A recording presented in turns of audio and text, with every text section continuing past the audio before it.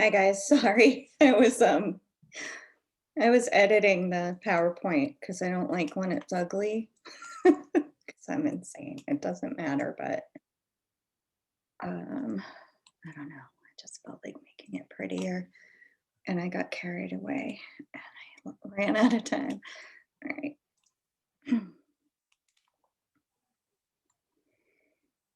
Okay. So we're talking about panic disorder today. Oh, I have to let people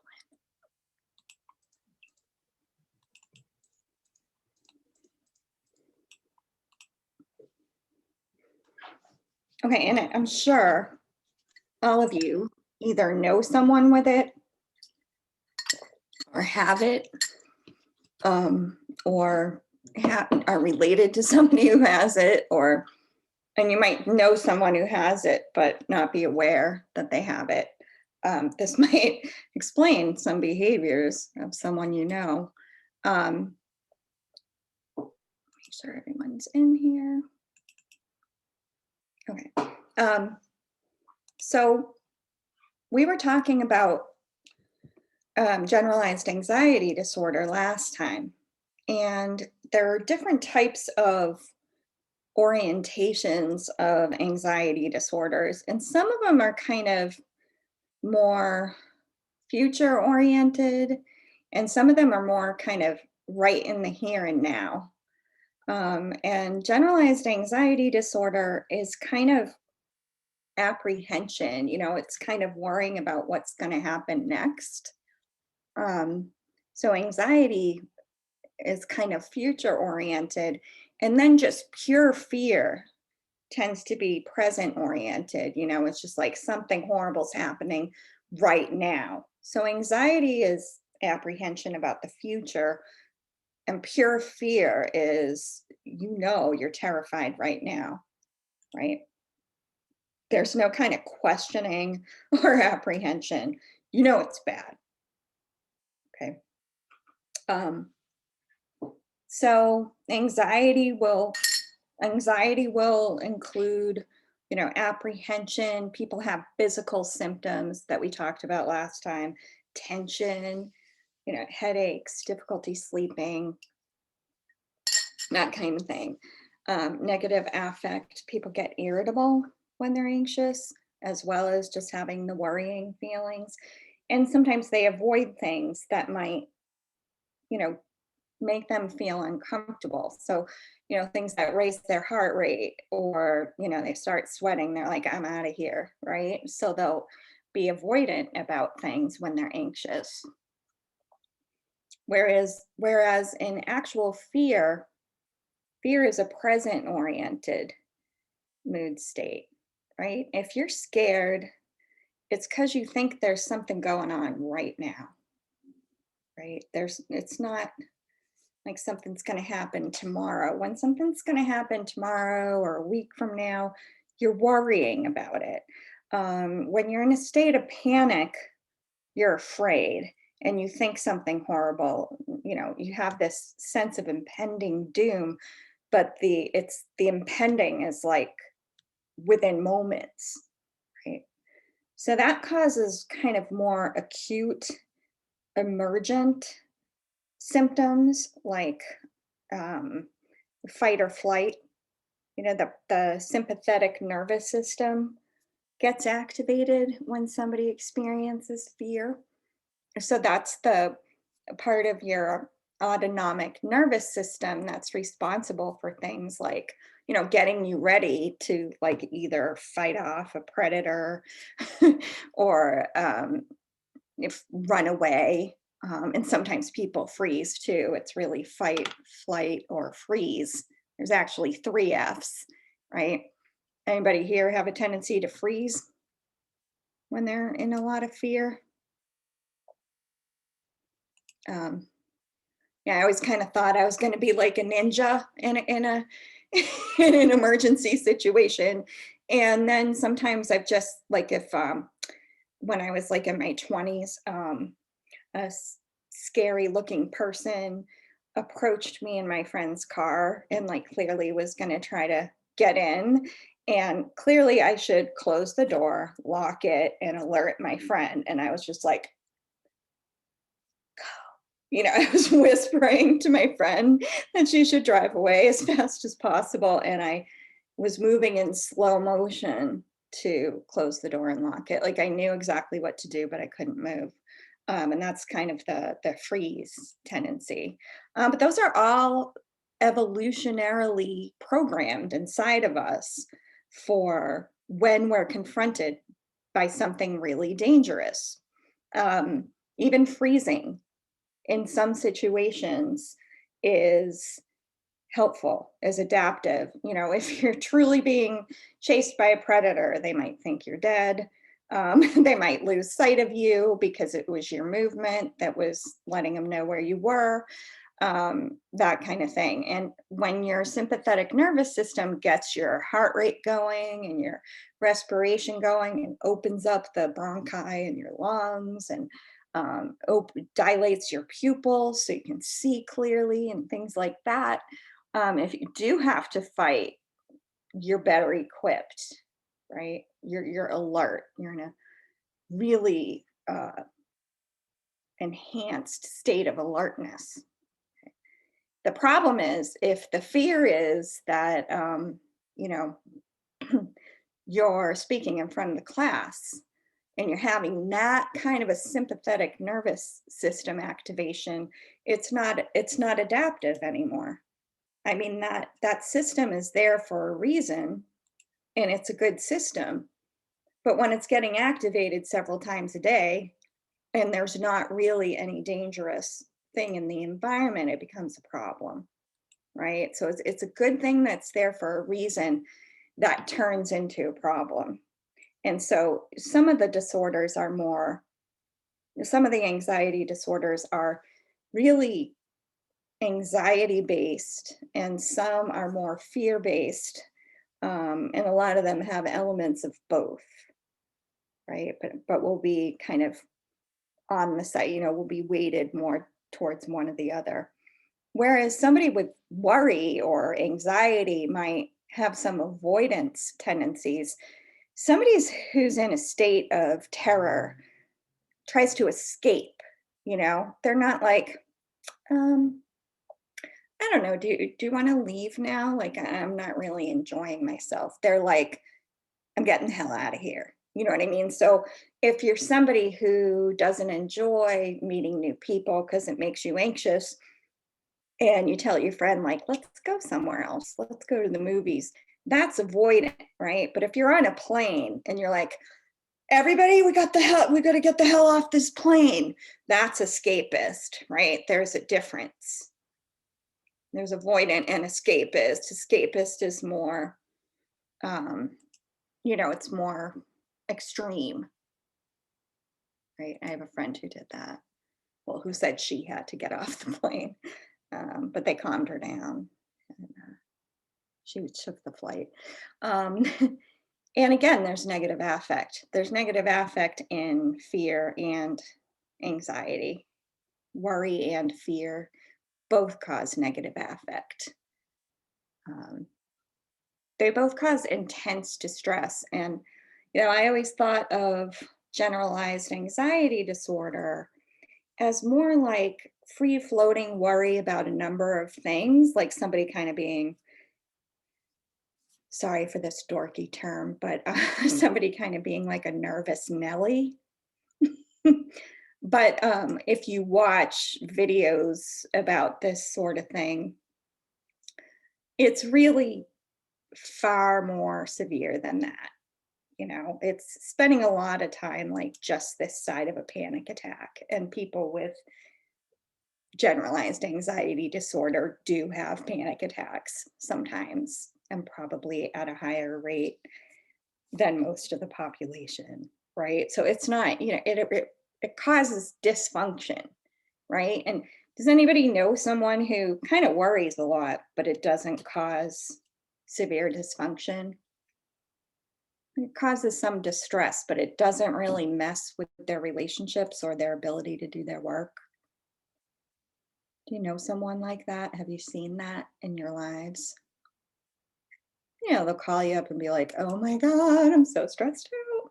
How am I going to do all this? But then they do it.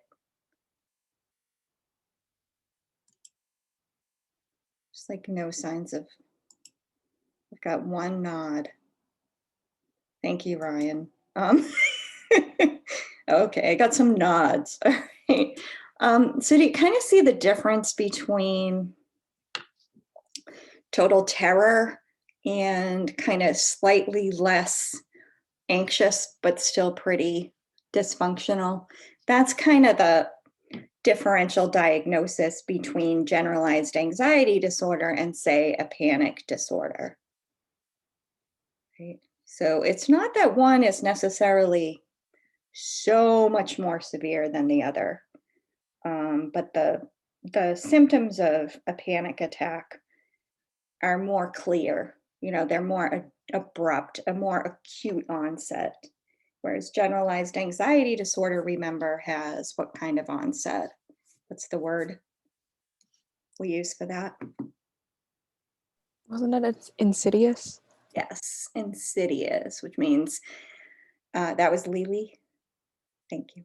That means it kind of creeps up on you. It's kind of sneaky, right? Okay. All right. So a panic attack is very abrupt. The onset is acute. All of a sudden, the person feels something is very, very wrong. A lot of people will experience a panic attack during the course of their lifetimes without ever developing a disorder. You might, if you go to the emergency room because you're like, I'm having a panic, not a panic attack, I'm having a heart attack, because the symptoms can mimic a heart attack, right? Or oftentimes people are like pretty sure they're going to die, but they don't know why when they're having a panic attack. They're like, something really horrible and physical is happening to me. You need to bring me to the emergency room right now, especially the first one, right? And they'll go and they, if they've got shortness of breath, difficulty breathing, any chest pain, and numbness and tingling, they often get a cardiac workup, a heart attack workup to make sure they're not having a heart attack right away. And sometimes that's how they find out that they have panic attacks, and they may even have panic disorder. It's not, the panic attack itself is not a disorder. So when you get your little, emergency room discharge sheet, it will say, what you had, what happened, and it'll say, like, you had a panic attack. Panic attacks are, an abrupt experience of intense fear. They tend to go away within this amount of time. I don't know. They say they reach their peak within 20 minutes, but that hasn't been my experience when I talk to people. When I talk to people, they sometimes have panic attacks that last like a whole day, which sounds horrific. But anyway, the people at the emergency room aren't going to diagnose you with a psychological disorder because of one panic attack. A lot of people have a panic attack and never have one again in their lives, right? So some of the symptoms of a panic attack, a lot of physical symptoms: heart palpitations, chest pain, dizziness, sweating, chills, tremor, feeling flushed. And cognitively, people might fear that they're going to lose control, that they're suddenly going to act totally insane, and they're probably never going to come back from it. Some people are certain they're going to die, or, just the sense of impending doom. And lots of times they're certain they're going to make complete fools out of themselves, and they're never going to kind of, get over the embarrassment and humiliation of the panic attack.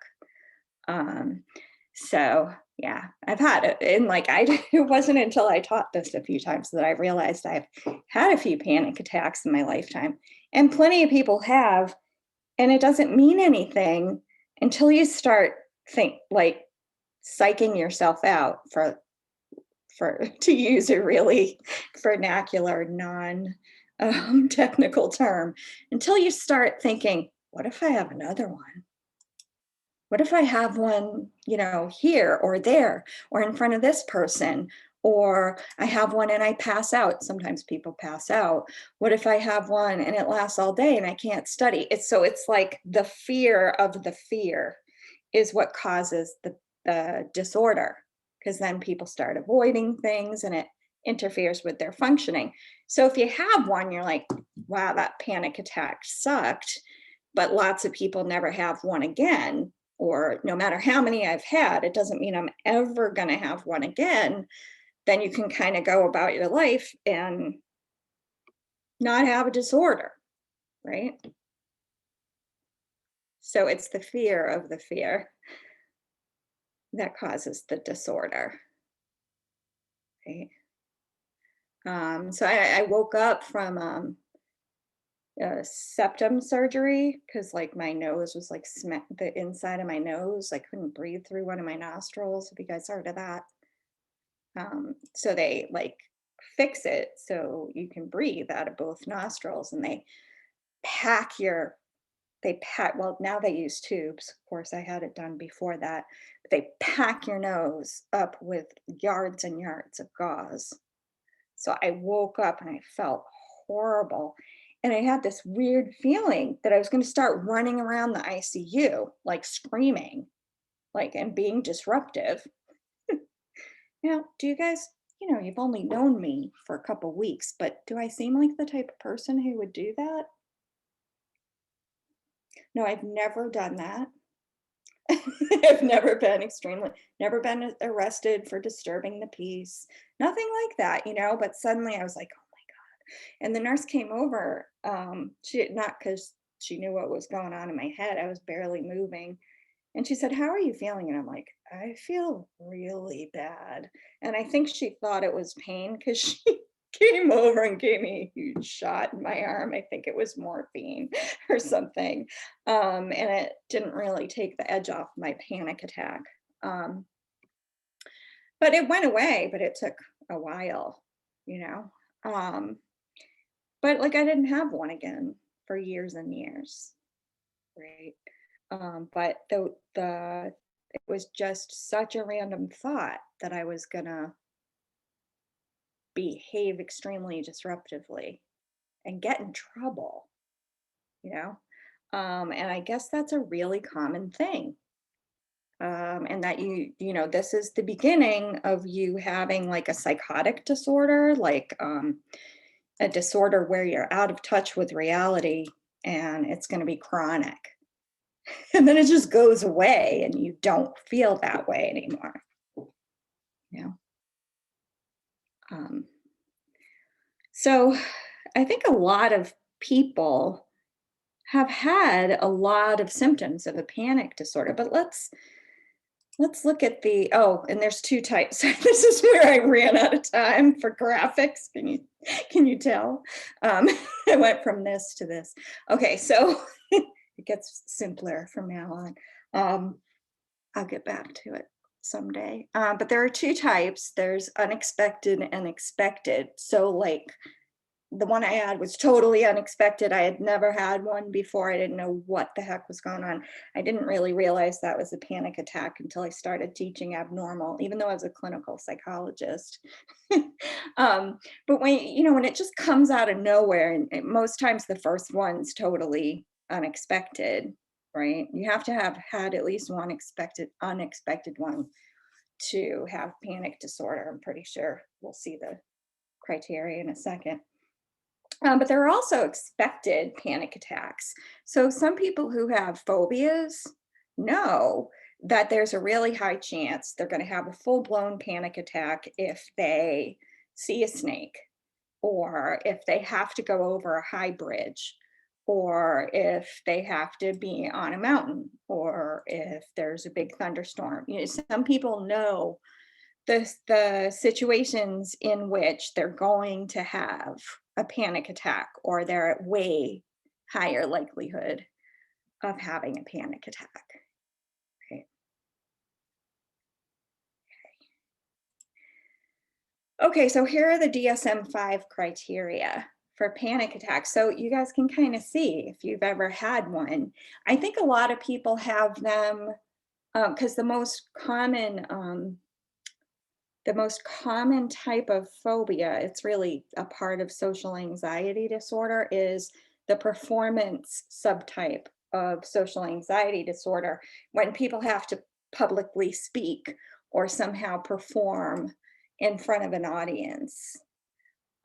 So that's the most common thing that a huge part of the population has a phobic response to. Anybody here hate public speaking? Okay, that's less than I would have thought, but you know, I would most of my life I was an introvert wishing I was an extrovert and thinking and like convincing myself I was, but it was pretty the first 4 years of being a professor were rough. I kind of fancied myself a, you know, natural presenter, but I was terrified. Um, but so if you have had a really stressful time where you had to give a presentation or performance, think about whether how many of these symptoms you had. Okay. So a panic attack is an abrupt surge of intense fear or discomfort, or both, that reaches a peak within minutes. So they don't mean it only lasts a few minutes, but the very worst part of it is usually within 20 minutes or less. So, but people can still feel like absolutely horrible for a long time, you know, so don't misinterpret that criterion as, oh, yeah, you'll feel better in 20 minutes because people don't. A lot of people don't. Okay, so you have to have four at least out of these 13 symptoms, and some people have all of them. Okay, so think about the time you were most terrified in your life, and you can self diagnose. No, it's not a diagnosis, but you can determine whether you've experienced a panic attack in your life. Okay, so palpitations, like your heart flipping around, right? Pounding heart or accelerated heart rate. That's a very common one. Like if you're nervous, you know, usually your heart rate goes up, even if you're not even that scared. Sweating, trembling or shaking, sensations of shortness of breath or smothering, um, feeling of choking, chest pain or discomfort, nausea or abdominal distress. A lot of people get nauseous, right, when they have to perform. Um, feeling dizzy, unsteady, lightheaded, or faint. My kids have that whenever they have to perform in band. um, chills or heat sensations. So you can, you know, shiver, but you can also get like a hot, like a flush. Um, paresthesias are when you have like needles and pins, or a part of you can go numb. Yeah, that's one of the reasons that it gets mistaken for symptoms of heart attack, right? Because your left arm goes numb sometimes when you're having a heart attack, I think. I think it's your left one. Um, and then somebody's nodding, thank you. Um, and then derealization. I don't think we're doing dissociative disorders this semester, but derealization is when the world, like reality, seems off. It seems bizarre. It's a feeling of unreal reality such that suddenly you feel like you're on a movie set, or everybody knows stuff that you don't know, or everybody else is acting in concordance with each other and you're on the out, everything. Have you guys seen the Truman Show? Oh, well, it's good. It's with, what's his name? Wicked funny guy. Jim Carrey. Huh? Jim Carrey. Yeah, Jim Carrey. He's so funny. It's with him. He's a little weird now, but he, he used to be just completely hysterical. And anyway, he's on the set of a show. His whole life is a show, and he doesn't realize it. The whole world is watching his life. Anyway, that doesn't happen. But the feeling that is happening is what derealization is. Depersonalization is when all of a sudden you don't feel like you're you. Some people describe it as an out-of-body experience. Some people feel like detached from themselves and like they're looking at themselves from outside. So they're kind of like two different symptoms, but they're both a type of what's called dissociation. And dissociation is a fancy term for like zoning, for like spacing or zoning, like not like just not really being alert, being in a different state of consciousness. Right? Fear of losing control, I had that one, or going crazy, and fear of dying. So somebody only has to have 4 of those symptoms to have had a panic attack. Right? So panic attacks can have only a few symptoms, right? And then somebody could have all of them. So once again, we have a description of something in the DSM-5 where people with the same experience, the thing with the same name, it's not a diagnosis, but it's a thing, it's a category of thing, can look completely different, right? And some people pass out. And some people you cannot tell they're having a panic attack. I have had so many students come to me and say, I'm sure it's obvious, I'm sure you picked up on this by now, but I have panic disorder and I've had several panic attacks in your class. And I'm like, oh, yeah, I had no idea. And I like to think I'm not completely, unobservant or a completely bad clinician, you know what I mean? But a lot of people, there's so much going on internally, but they're really good at keeping it from showing externally. And I kind of tell people that because people are so humiliated and so scared of how it looks to others. But the vast majority of panic attacks I've known about, you couldn't see from the outside. So if you have panic attacks or panic disorder, just know that, it might take away from the anxiety and fear a little bit. So, you don't have to tell me if looking at this, if you have had a panic attack in your life or not.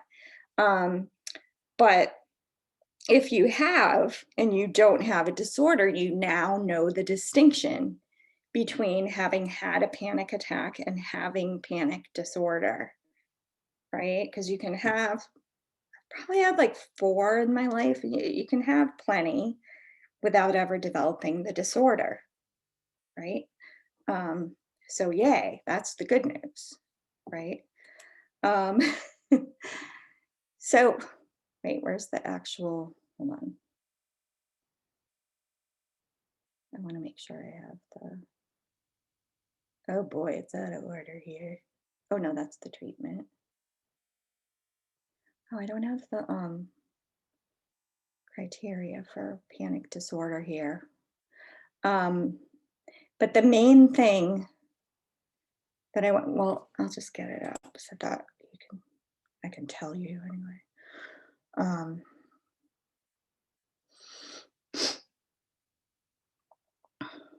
Here it is. Okay. Well, I can put this on the screen too. You can't see my Word document, right? right now?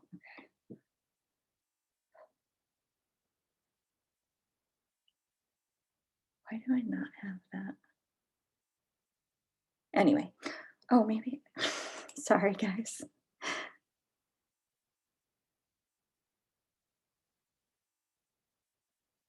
I really didn't put.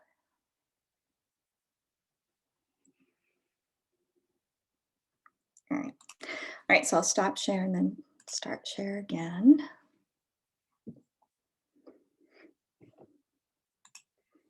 Go to Word.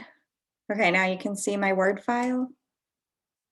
Okay, all right, so here are the DSM-5 criteria for panic disorder. I'll make this big. Okay, so you have recurrent We're looking at the syllabus right now. Oh, darn it. Okay, hold on. Oh, there it is. Okay. Okay, stop share. Let's try it again.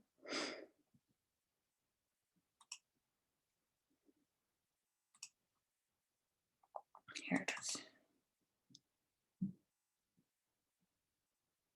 Get rid of the syllabus.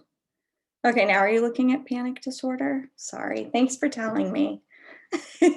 Sometimes people leave me like twisting in the wind and I'm showing them the wrong thing for like a half an hour. So this is much better. Okay, so the DSM-5 criteria for panic disorder, you have to have had, my cats are torturing me. You have to have had recurrent panic attacks that are unexpected. So at least 2, I guess. And so not only panic attacks, right? You have to have worried about a persistent concern or worry about additional attacks or their consequences. Like, what if I have another one and people see me this time?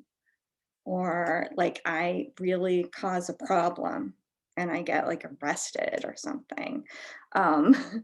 You know, or I'm applying to medical school. What if they find out that like this happens to me and they, you know, don't want to admit me? That would never happen. But, you know, people have almost paranoid ideation around them. Or a significant maladaptive change in behavior related to the attacks. So say somebody has one in the cafeteria, right? In the school cafeteria, and then they just stop going ever to the cafeteria again, right? That's maladaptive, right? So avoidance is not a good adaptation. So doing that for a month or more, you know, changing your behavior or just worrying a lot about the next attack or what might happen if you have another attack, right? Okay. Oh, that's right. I took a little video of my cats for you guys. I forgot to show it to you. It's like the daily cat report because you never see my other 2. Okay. There they are. Ooh. That's Comet. There's Dados. They're all on my bed. It's Comet. And then this is Cosmo. So yeah, there's 3 and all. Okay, just a little cat break for you guys. Okay. Everybody's feeling less anxious now. Cats are good for that, dogs, right? That's why we all have new pets after quarantine. Okay. So yeah, it has to last at least a month. Remember, we keep talking about duration and severity. It's got to last at least a month. You know, if you're upset and worried, you know, for less than a month after you have a couple panic attacks, doesn't count if it goes away. Why diagnose you?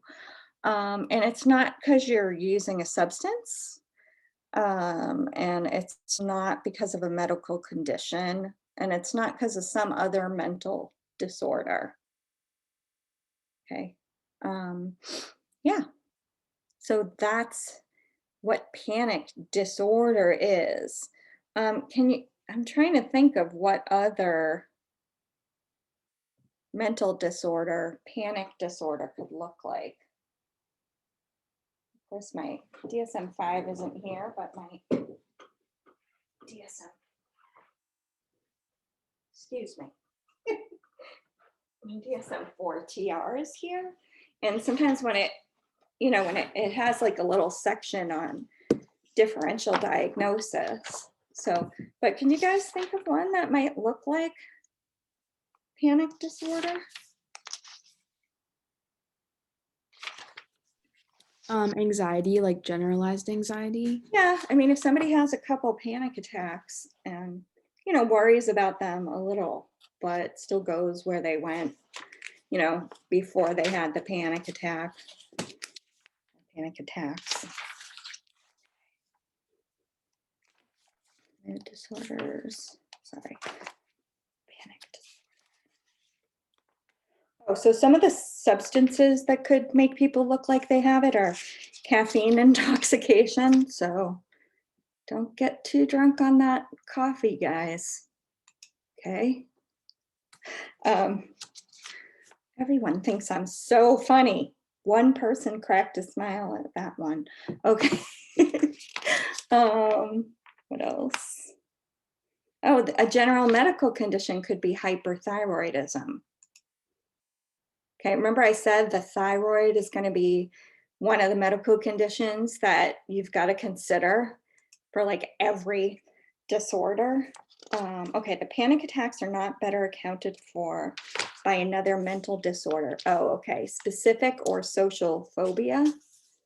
Social phobia is now called social anxiety disorder, obsessive compulsive disorder, post-traumatic stress disorder, or separation anxiety disorder. Yeah, so there's dados in the background. Yeah. So before the new DSM came out, you used to have to specify whether somebody had agoraphobia or not, if somebody had panic disorder. And you guys all know probably knew what agoraphobia was before you even read the readings, right? It literally means fear of the marketplace or open spaces, but it really means that somebody doesn't want to leave the home or be in an enclosed space. And they either do so with a lot of discomfort, or they have like a chaperone, like a family member who goes along with them, right? We're going to talk a lot about it tomorrow. So before this new DSM came out, if you diagnosed somebody with panic disorder, you had to say whether it was with or without agoraphobia. So why do people with panic disorder get agoraphobia enough that you would have to do that? Why would that be? Why does it co-occur so much? Because their fear of a recurring panic attack can be so intense that they don't leave their own house. Yeah, they're like, yeah, I'm good here.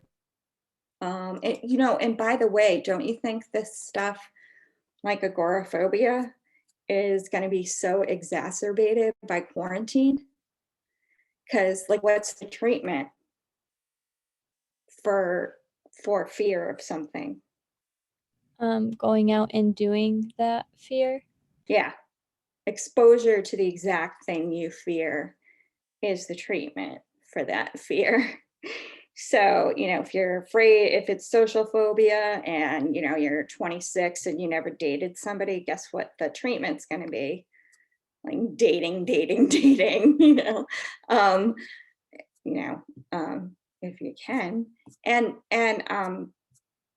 so it's going to be super scary, right? And so for quarantine, people, have the perfect excuse, and people with social anxiety disorder who don't like meeting people they don't know, who are uncomfortable in group situations, are afraid of being scrutinized by others. Well, guess what? Right? you're off the hook for like a year, right? So that's convenient. But then this person hasn't been forced by their friends or anyone to go socialize, right? You're out of practice, right? So the return to social life might, well, you'll probably all be so psyched to just see people that it might be easier than you think, right? Yeah. But I've just been wondering about that, right? Can you guys think of somebody with panic disorder or agoraphobia in like a TV show or series or movie that you've seen? Or any kind of anxiety? There's one show on Netflix that I watched, and one girl was diagnosed with panic disorder, and she had like a panic attack before taking the SATs. Oh, okay. What do you remember the name of the show? It's called Alexa and Katie. Okay. Did anybody else watch it? Nobody else has seen it? It's on what, next Netflix? You said? Yeah? Yeah. Okay. I'll have to check it out. Anybody watch Shameless?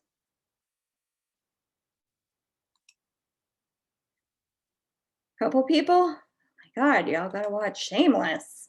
You're all gonna be addicted to it after I show you a clip tomorrow. Not tomorrow, Friday.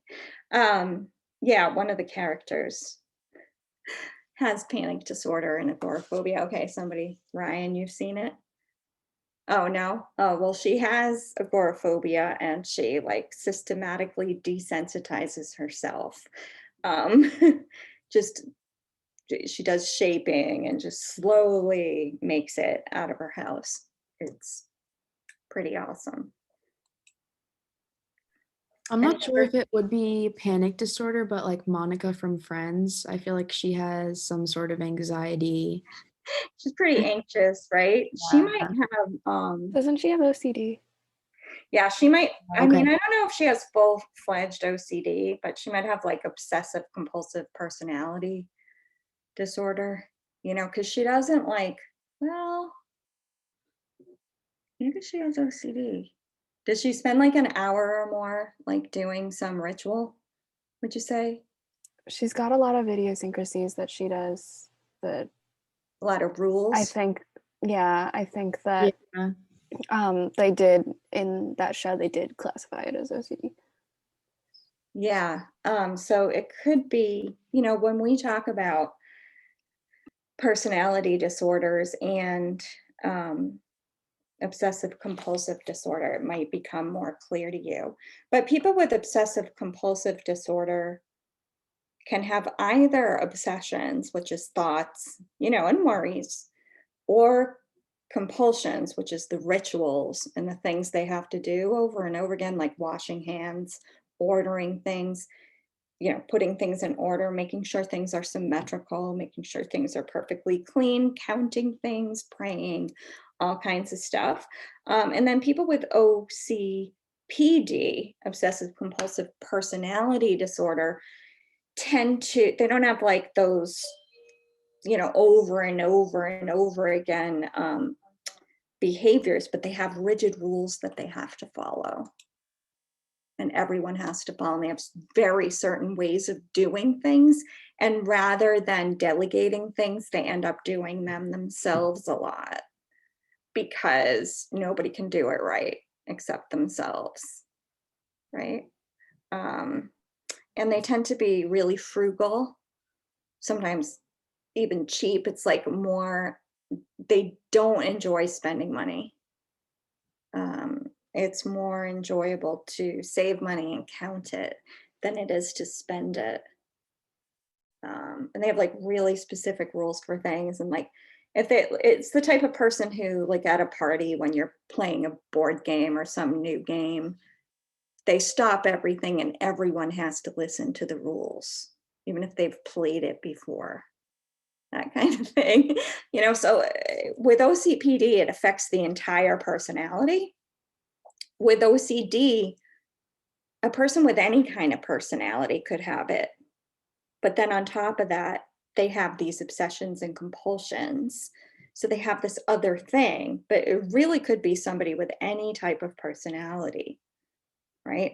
So that's why people get really mad when people say, oh, I'm so OCD, because it's not just like a cute, quirky trait of being super clean and organized. You know what I mean? It's like anybody, any personality type could have it, but then it kind of takes over your life and makes you do these things that you can't stop doing. Right? So people feel like not understood when people make those jokes. I still do it. I have to stop. But yeah. So we're going to talk a lot more about agoraphobia on Friday. Oh, and the first, I didn't talk about it. The first That's What I Like assignment is due Friday. Does anybody have any questions about that? I'm going to post some examples right now on Brightspace of good ones and the criteria for them, that what they'll be graded based on and things like that. If anybody has any questions, you can stay back while I stop class, okay? And I'll see you guys Friday. Thanks. Thank you. Thank you. Thank you. Bye. Is that due before class or after class? I think it's due by midnight, but I'll have to check.